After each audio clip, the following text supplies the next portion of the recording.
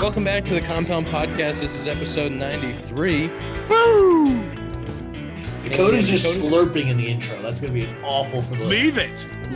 Because Ian said it's going to be a bad episode. So I was like, you know what? I'm going to take a sip of Parse to make it not a bad episode. Boom. It's going to be a great episode because it's presented by Parse Rum. I love Parse. You love Parse. Guess who's sponsoring the Compound?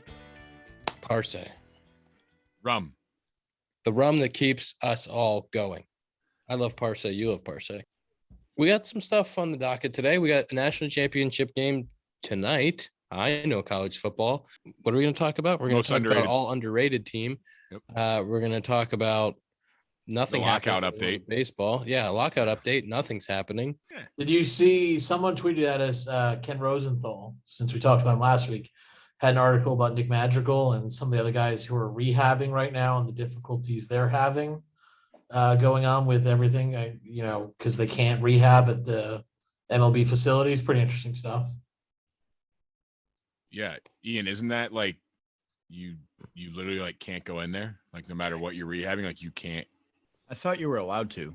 I thought you couldn't go to the team. I thought you were allowed to if you got hurt prior to the lockout or if you were rehabbing prior to the lockout. That's the thing. There's no rule against it, but teams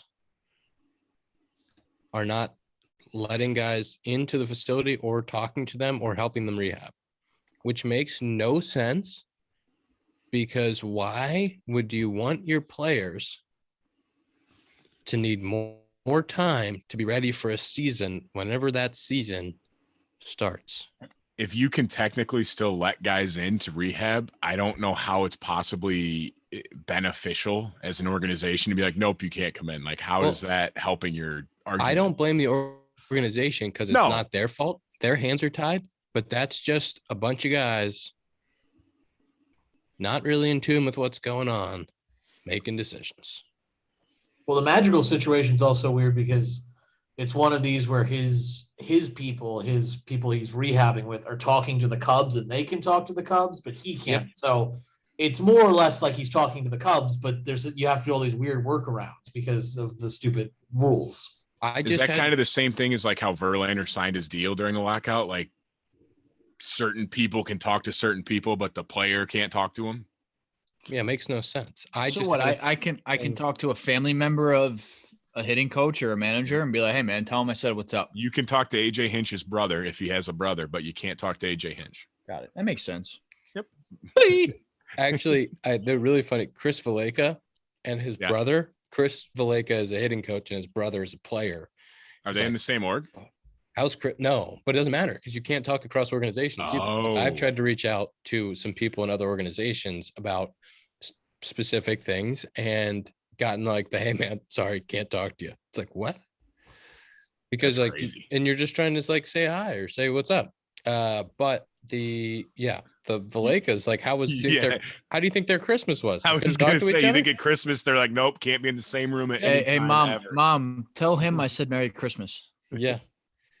Zach Britton had the same thing. His brother's the manager of AAA Norfolk, and he had the same situation where Christmas they were like can't talk to each other basically. That's crazy. What are we doing?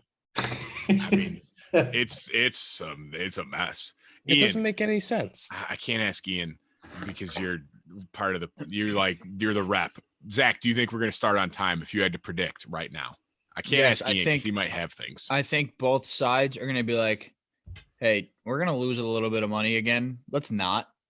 Let's just go. I think towards like the end of January, they're going to be like, all right, starts on time.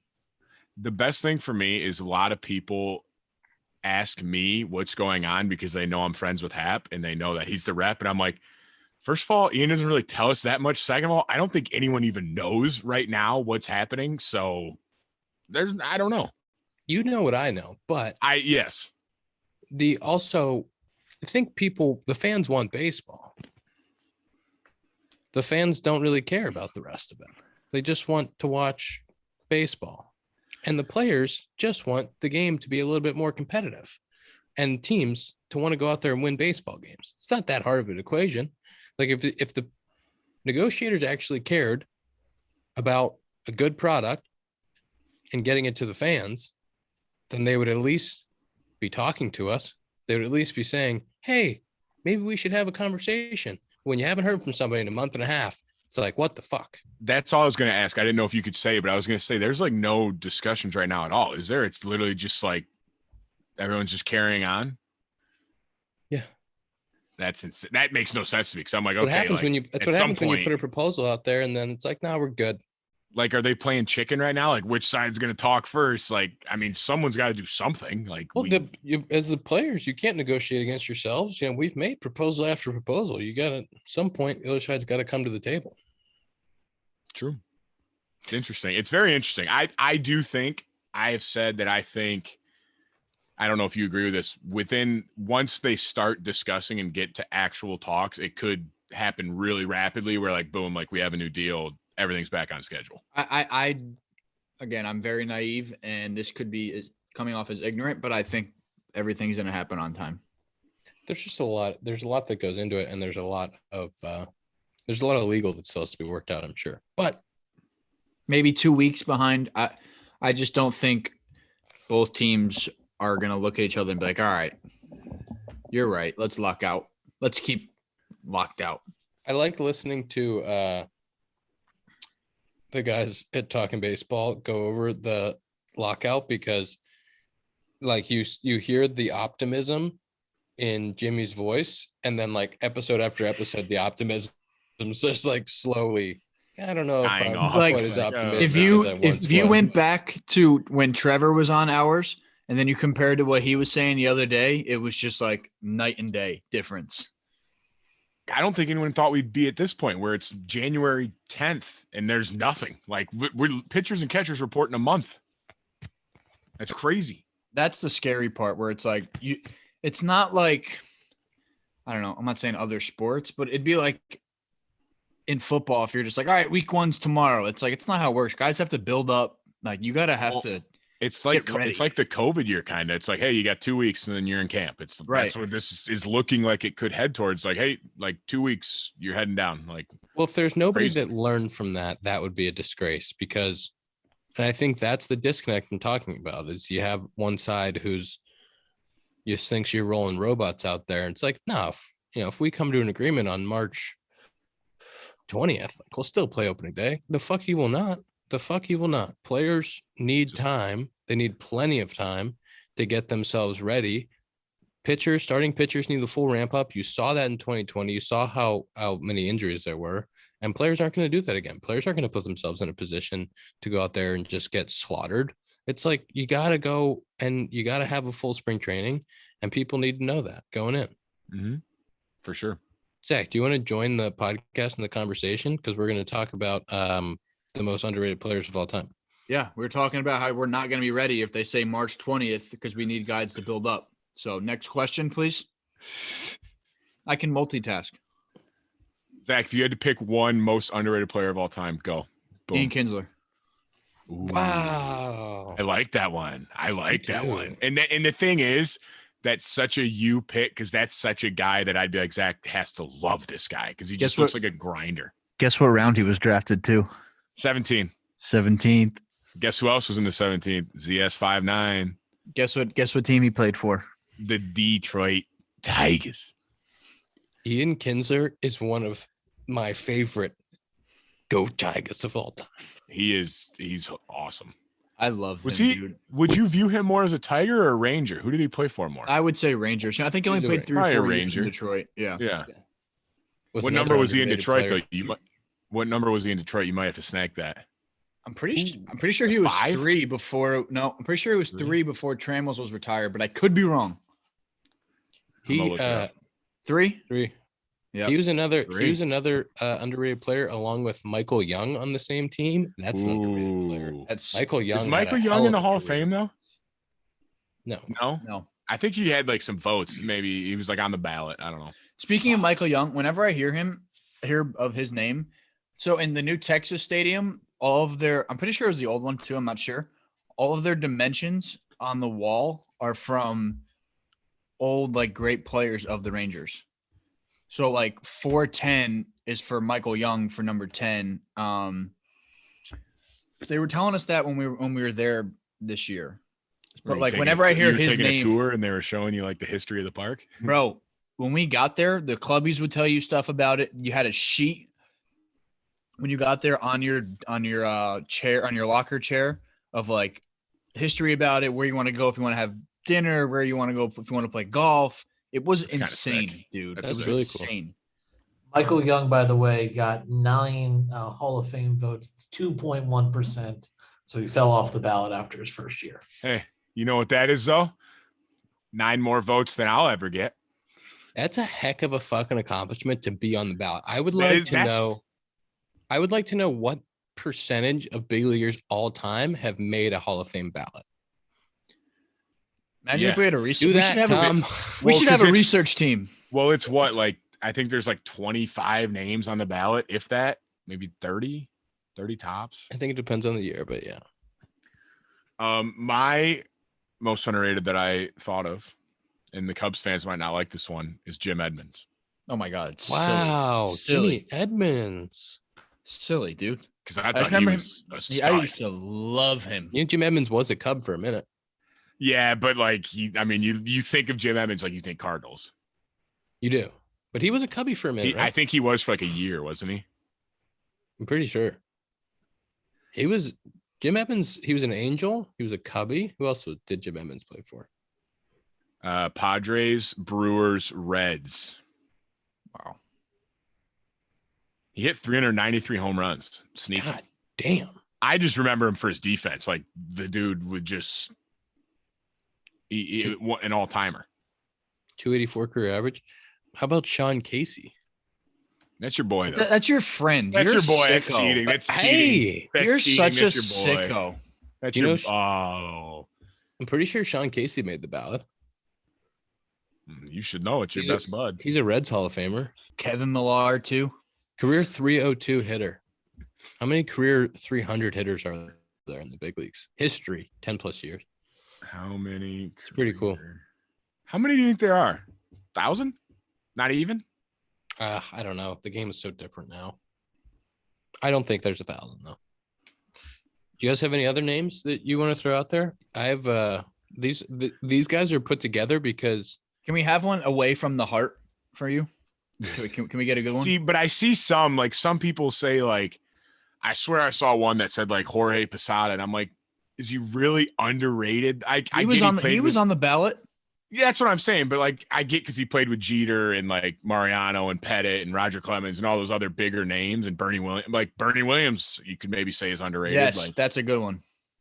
But like Jorge Posada, I wouldn't put as under. Like, I think he's pretty properly rated as a. I was gonna sneaky say I don't know any of his numbers, but like someone like Jose Reyes. Yeah. He just did it. I feel like a lot of the people I find underrated are the people that had like a good 6 to 8 years and then kind of like fell off towards the end of their career. Not necessarily fell off, but you know what I mean? Like, they just kind of I was going to say Dan Uggla was going to be on my list. Ooh, forearms. Yoked. That guy banged. How about Jason Kendall? Yeah. Ooh, Dom is going to hate you. Does he hate Jason Kendall?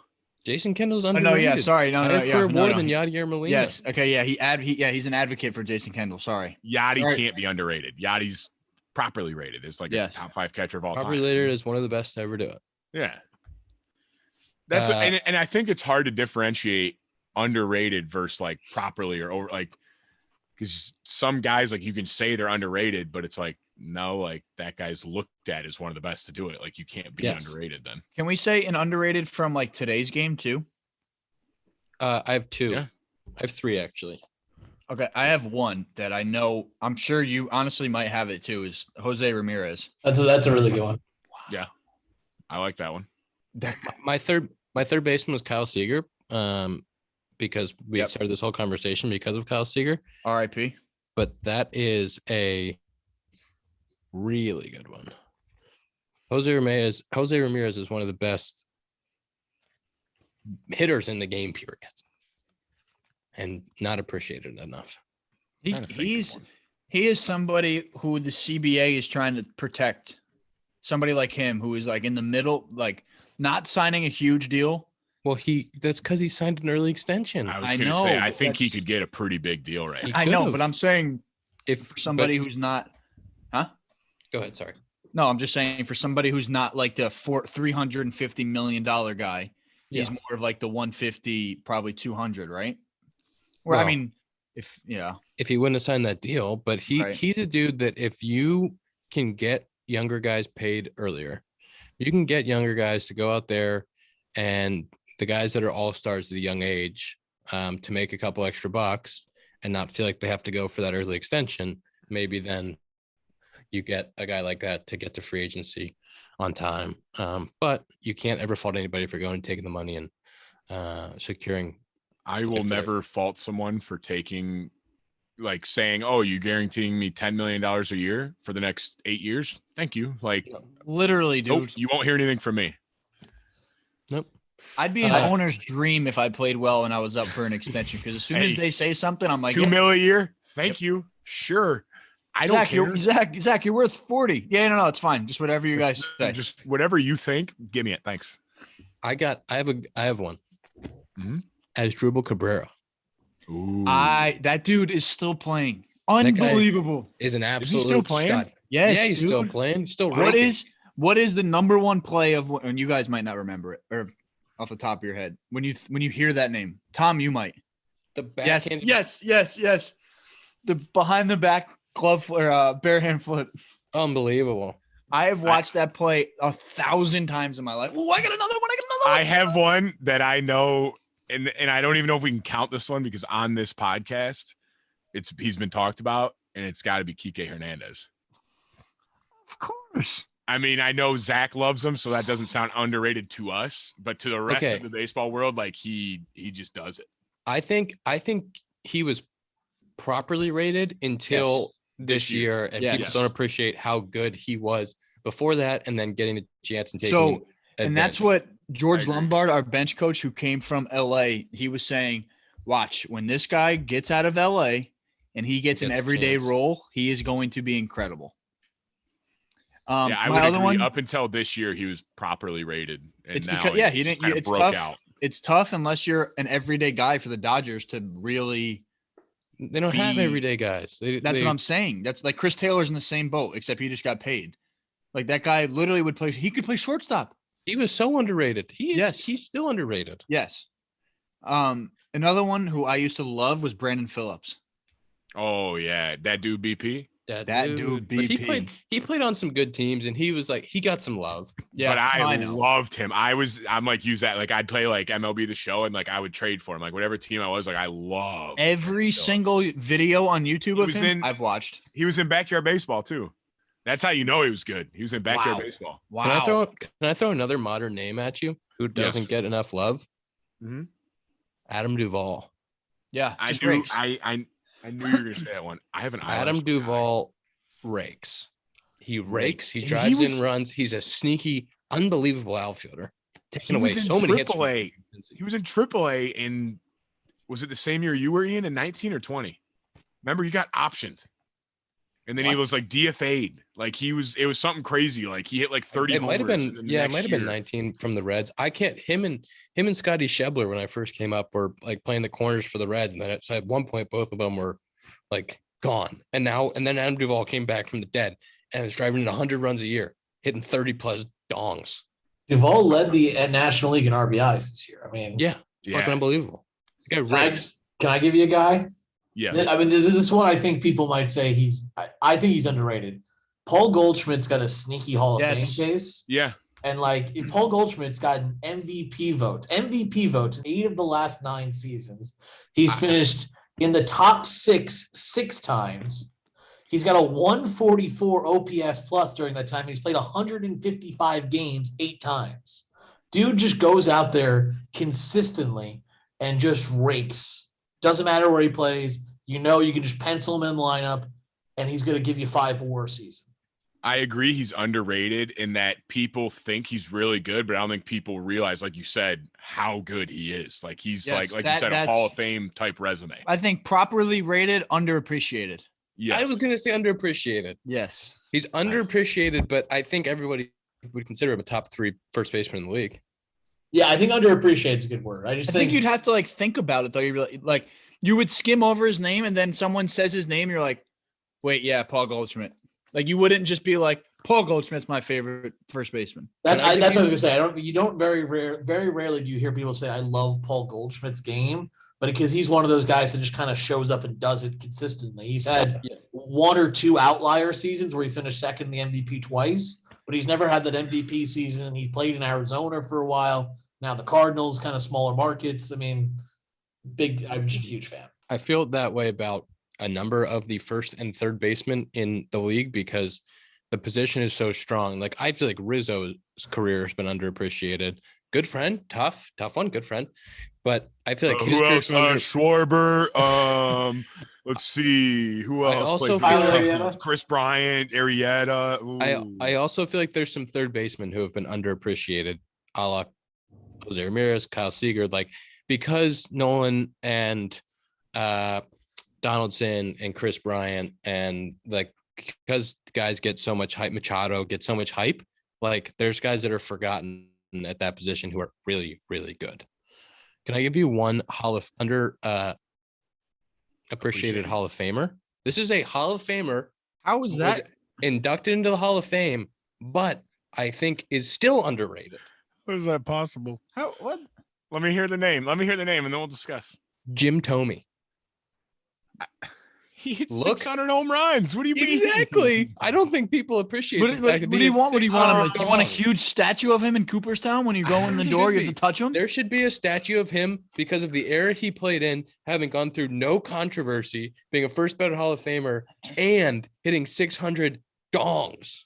I'll give you underappreciated, but I don't think it's possible to be underrated and be in the Hall of Fame. I agree with you. I completely agree. But yes, I would agree. He's not looked at as like, oh, this guy's one of the best left-handed hitters of all time. Like, and he is. Like, he played for 22 years. Yeah, he just kept hitting dongs.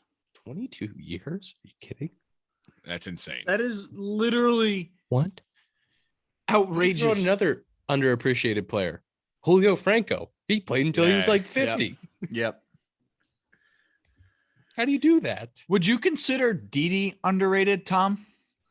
I mean, as a Yankee fan, like you talk about the task that he had replacing Derek Jeter.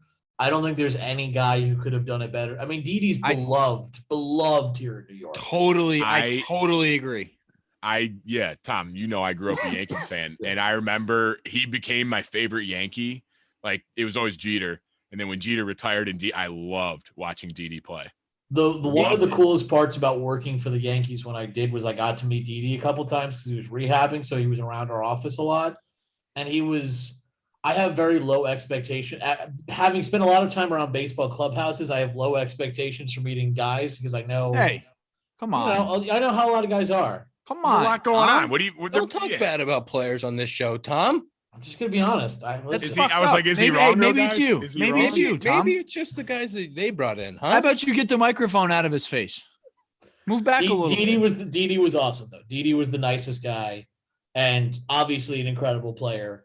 Even despite his really awful, he had a really bad year this year. You go on Yankees Twitter, there are still people begging for Didi to come back and play short. Dude, anybody from Curaçao in the Netherlands, the nicest people on the face of the earth. It's very true. Scope for Peters. Yep, Peters, Scope, Anderson Simmons. I heard Ozzy Albies is the nicest guy in the world. Great dude. Who else was from there? Kenley Jansen, heard the same thing. Who else? Just a nice place to be, I guess. I mean, yeah, well, I would be nice too if it was 75 and sunny every day and I spoke every language in the book. See, okay, and this, I'm going to sound so dumb on this. What I don't understand. Oh, boy. Is where is Curaçao and where is the Netherlands? Is that the same place? Dakota, you're asking the wrong guy. Hopefully, see, okay, so you're with me though. I'm not an idiot. No, okay, I got you. Curacao. Please explain to me. Yes. Okay, go. Curacao is an island in the Caribbean that is a overseas territory, at least used to be, of the Netherlands. They're nowhere near each other. Okay. Netherlands is all the way in Europe. Curacao is very far away. So that's there's British Virgin Islands, it's controlled. Correct. Okay. I feel so much better now because I'm wait. Tim Duncan grew up in the U.S. Virgin Islands, and he was able to play for the U.S. Olympic team because he grew up in the U.S. Virgin Islands. That's same idea. Puerto Rico is a U.S. territory to it. Okay, all right. Now I completely understand. I felt so dumb because I was wait, Netherlands is not in the Caribbean. but I'm pretty sure Kurosawa is. I just agree with everybody. Like, yeah, you know, those two are, yep, they're the same. I felt so dumb asking it, but I was like, there's no way Zach knows, so I feel okay. That's fine. I do remember one of the first World Baseball Classics that here's like a name from the past. Sidney Ponson got the start. Got the start for the Netherlands, and I was like, how in the world is Sidney Ponson representing the Netherlands? And then that's when I figured out the whole Curacao Dutch connection. Okay. I'm glad we cleared that up because I've been confused by that since watching like the Little League World Series. And I'm like, what? Can you guys spell Curacao? Curacao. Yeah, with the A with the little thing though. The Enya? Nice job, guys. Geography, horrible. Spelling, pretty good. I had one more name that came to mind. And I would have guessed that this guy has played for 20 years for some reason. Brandon Belt. Dude, Brandon Belt's had a great career. He's one of those. That might have been the best name. Sneaky. That might have been the best name brought up. That's the sneakiest. Like, this guy sits in the 5-hole every single game, plug and play for the Giants, and you know what you're getting. And he's got 3 rings. 3 rings. 3. Can I have the audacity to call Buster Posey underrated? Underappreciated. That's fair. But that's the same as like Brandon Crawford. Yeah, but he wasn't posting every year, was he? Yeah. He won a WBC. Brandon Crawford's unbelievable. I think he just had one of the best offensive careers of his seasons of his career, right? Yes. Yes. Like he's offensively. Yeah, I agree. He's what? He's been what? Ian said you're gross. Everybody heard it here first. Ian said Brandon Crawford hasn't been that good. He's been a little up and down, and he finally let it eat this year, and he unbelievable. Some other names that we got, if you guys want some other names, Tucker Barnhart, Nicky Lopez. Tucker Barnhart's one of the best defensive. Nicky Lopez can't be underrated yet because he's played like 2 years total in the show. We got that one so often though. That was like one of the top ones. Nicky Lopez does not fit. Really? I get it because he's sneaky as like hit like 300 every year for the Royals, but it's like he's only played a year and a half.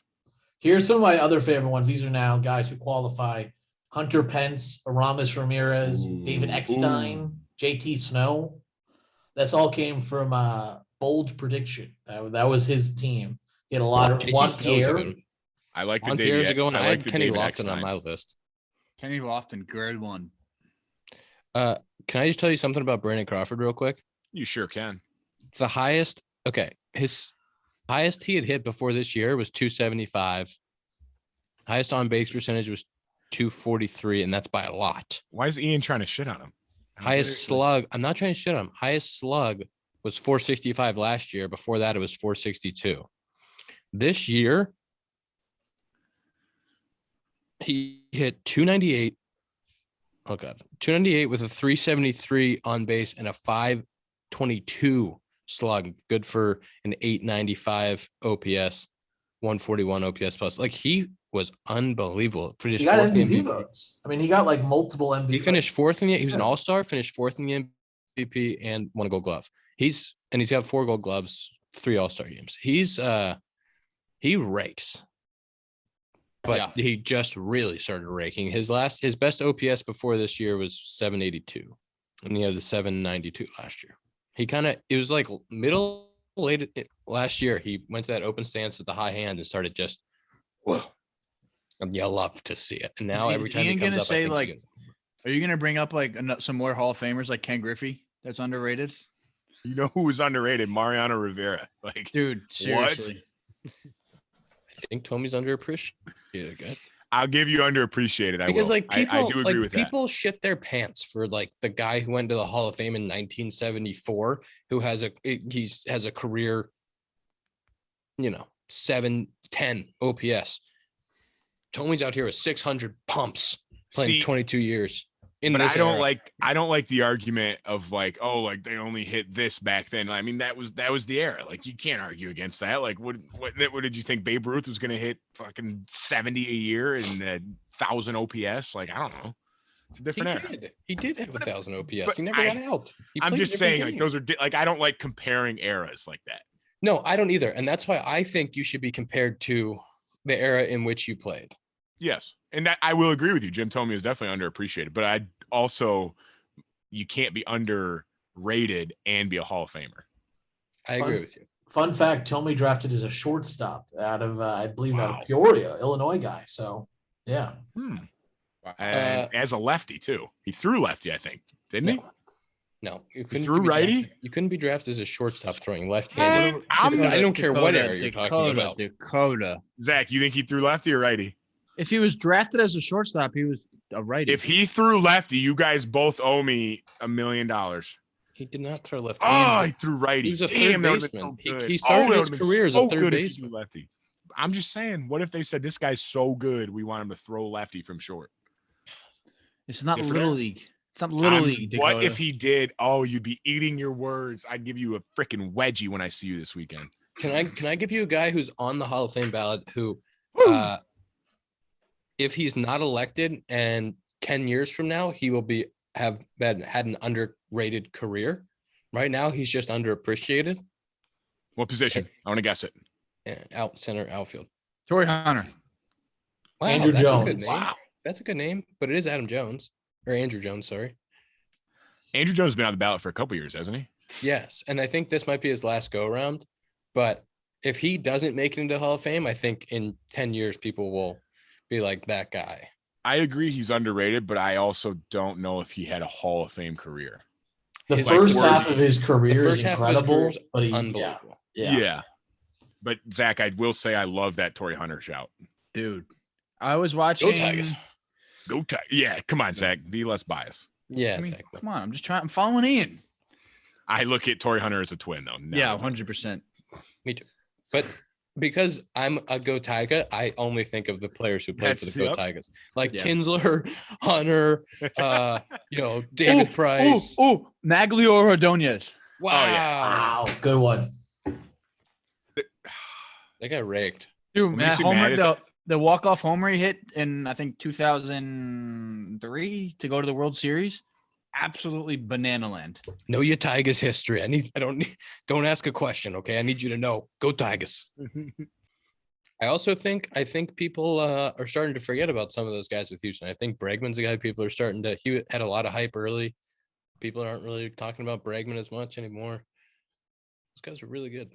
Really good base. Brantley's my number one of all time. Fuck. Ooh. I was just going to say him, dude. Brantley's one of the best freaking hitters to ever play the game, and nobody even cares.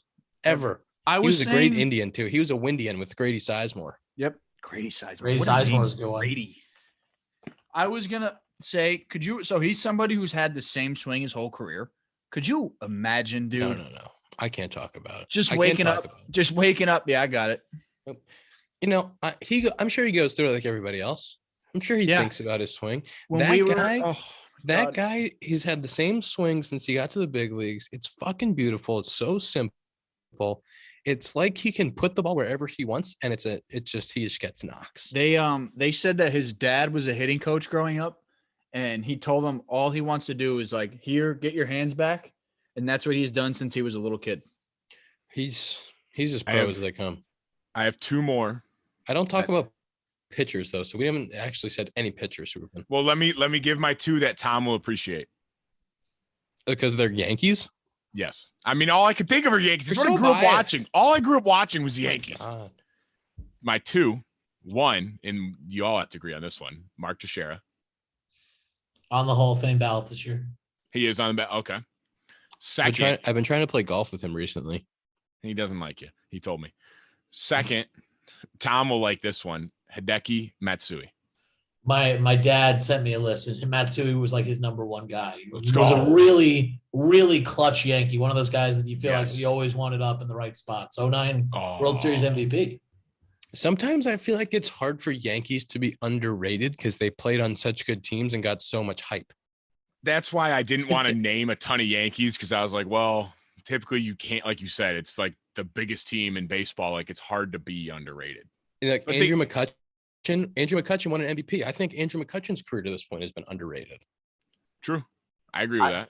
I mean, if you want to say a guy who played for the Yankees but also played elsewhere, I think Robinson Cano, some of the recent stuff maybe marred it a little bit, but I think he's a guy that had a really, really great career. Everybody loved him. Robinson Crowe's the number one second baseman on everybody's list every year until he got popped for steroids. Tom, I loved him as a Yankee until he left to go to the Mariners for more money. And I said, good. Enjoy never making the playoffs. And you know what he did? He never made the playoffs. And I said, good. See ya. That was me as a diehard Yankee. I said, I hope you never make it again. And he didn't. So should have taken less money. He had to give back some of that money too. Tough. Well, tough. Any fan questions we should touch on today, Tom? You're putting Tom on the spot today. You know what? If Tom's going to be out here giving Robinson Cano an underrated career, he's going to be on the spot. He did have an underrated career. He had no, he didn't. He was so good. He was the number one second baseman on everybody's list. Listen, not all of us can have Jim Tomy as underrated picks. Yeah. So. Let him know, Tom. Hey, did Robinson Cano at 600 fucking pumps? He's not in the Hall of Fame, though. He's not going to make it. When you think about guys that hit 600 pumps, you don't think about Jim Tomy. Well, I do. Most people don't. All right. I think this is a pretty good question. This came from Travis. He said, outside of baseball, which sport are you guys each most competitive at? Golf. Oh, it's easy. Nah.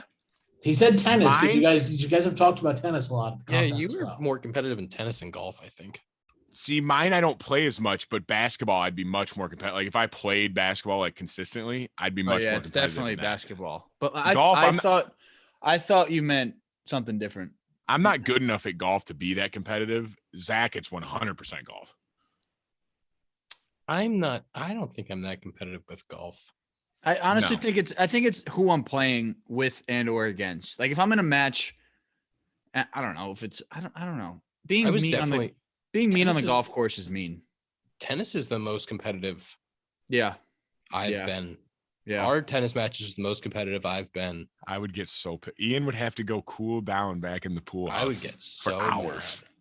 For hours, he'd have to spend back there cooling down. I can't. Some of my friends in Austin are like, "Hey, do you want to go play a pickleball?" Like, I don't think I should. I don't want to get to that point. It's for the best if I don't. Listen, we're all friends. Yeah, I really don't want to go and ruin some friendships. Yeah. I don't want to be spiking balls off your face. I have to have a conversation about it later.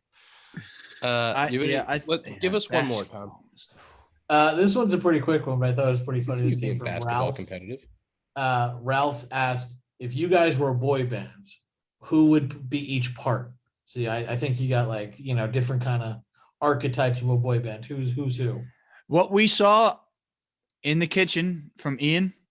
Ian is our lead singer. I would not be the lead singer. Yes, Ian. 100% Ian, you are a lead singer. This is why we'd break up, because Ian doesn't want to take Ian doesn't want to take it.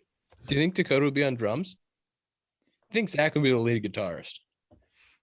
I don't know what I have no musical ability. Well, we're assuming we're giving you. I guess we're not talking actual. Tom, if we put you in the band, you'd be on the bass. I think I'd probably be drums. But not the electric bass. You'd be on the actual bass. The standing bass. The standing bass. Just hitting a few plucks back there. I'd be on the drums, and I would need a solo at least once a song. I could also see you on the electric piano, like really getting after it. Me or Tom? No, you. Oh, I'd rock the fuck out of a piano. Yeah. I'd do the little swipe all the way across thing to start every single song. Everyone. Zach would be your backup dancer. That's what he would be. Oh, that's a good one. What should we do? Screen time now? Sure. I just have something to say about these games. Well, we should do a quick preview of the Natty, by the way. Or we can talk about Black Monday, which is always a sad day for some head coaches and GMs. But I think people in Chicago are very excited about the direction of the franchise, no matter where it goes. Just the fact that they aren't. People are very excited.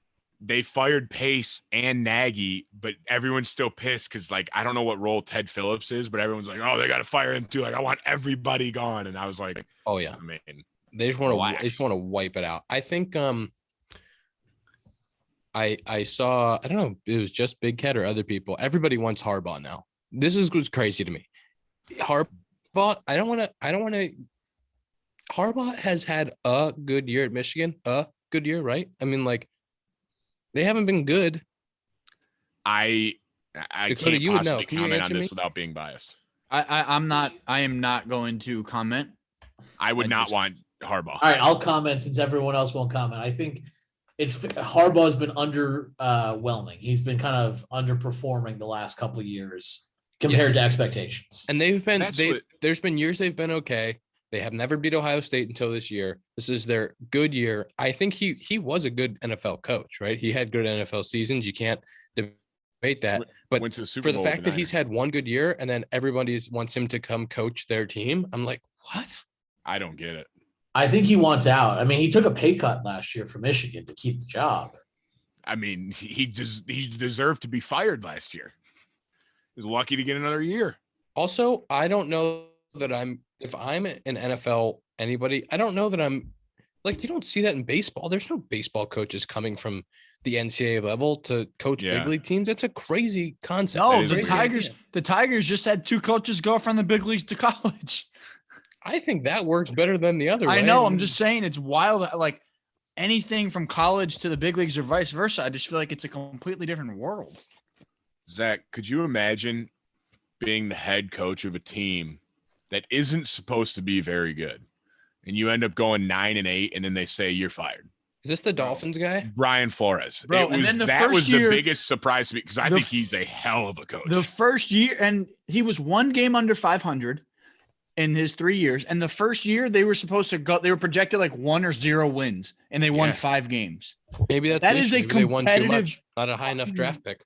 Right. These last, like, did they make the playoffs? I don't think they made. No, they were. I think they were like 1 game away last year. And this year they went 9-8. But like, you look at that roster, it's like this isn't a playoff team. Like, it's not. They're not that good. What are we doing? I saw that this morning, and I was like, no. I literally was expecting like the Bears, Vikings, or somebody else to just literally hop on and literally have another tweet being like, the Bears have now reached an agreement with Brian. Like, if my team fired my head coach, I'd be like, how quick can we get Brian Flores in here? 100%.